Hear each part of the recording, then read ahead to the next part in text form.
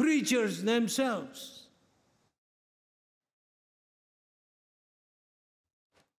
I find it appalling when I come across some of these things, like when I was told in Trinidad. Someone said to me, "Brother, there are almost some 10, 12 preachers around here, and they don't preach anymore." I said, "What do you mean they don't preach anymore?" "Oh, money stopped coming from America, so they have quit preaching."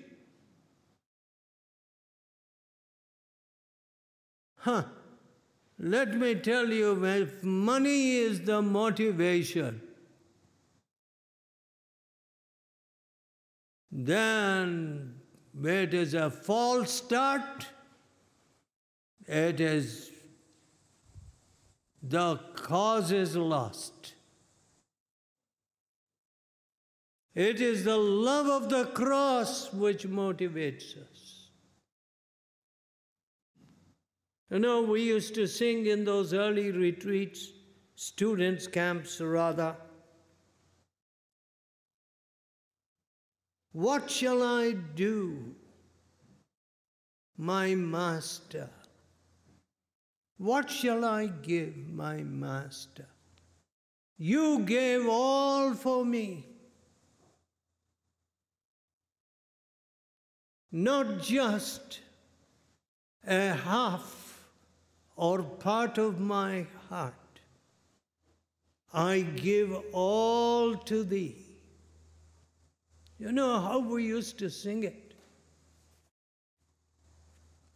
Oh, our whole soul and heart. All right, today professions are very demanding. Places of work or places where the last ounce of an energy is squeezed out. And they are not even family friendly. They have no family values. And modern industry is really unsuitable for places without a Christian background. There is at least some little semblance of a Christian code of conduct, which is somewhere back there. But when you bring industry of this nature and the present revolution which is taking place in industry in all the countries which were backward once, let's face it, they were 50 years behind the times, but they are so fast in their advances, they are catching up. They do not have the Christian ethic. The Christian ethic.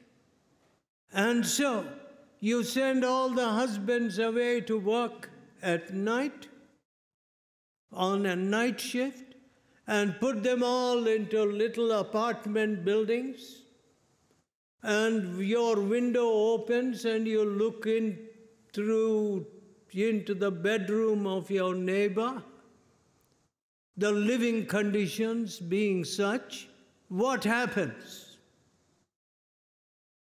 Nothing but a sea of immorality and adultery.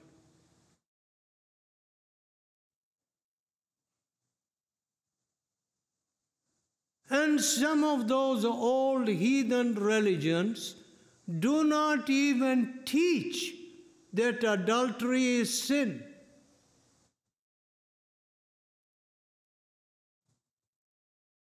They have such a loose code of moral conduct. At least in some of these countries, like England and America and Germany, a man or a woman knows I'm doing the wrong thing.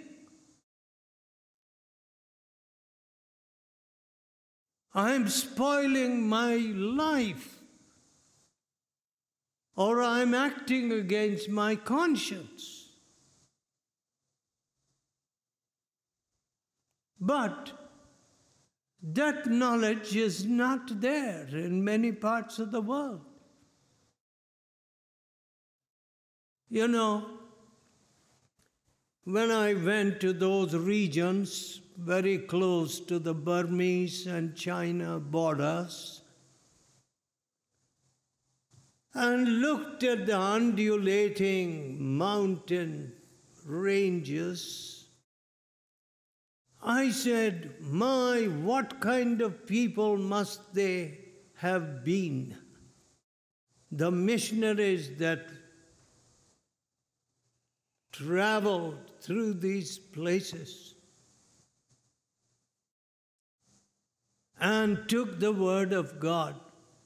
You know, what fearless, godly, sacrificing people they must have been.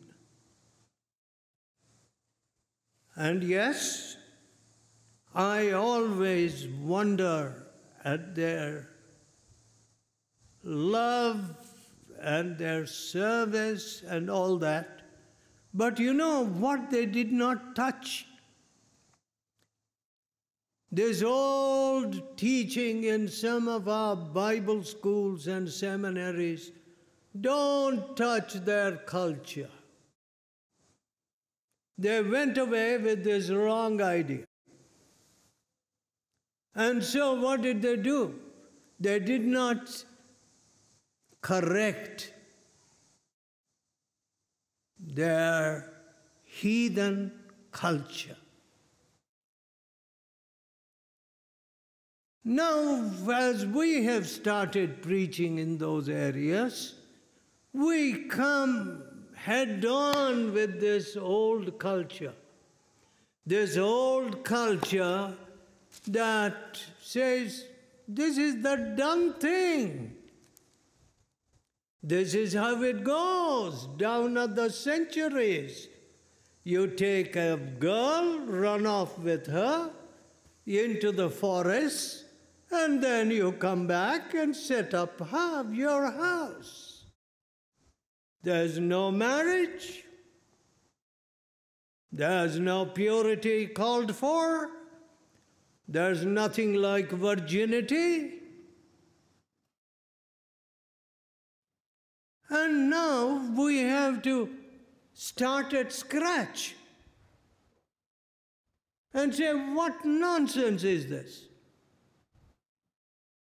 You can't get married in the jungle. What, the trees are going to get you married or what?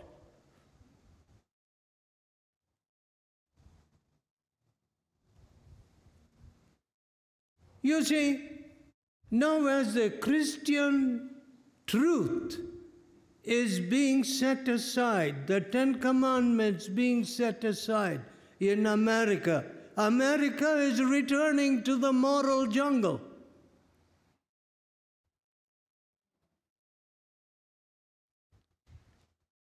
And it is a real jungle today, more dangerous than any primitive jungles ever were.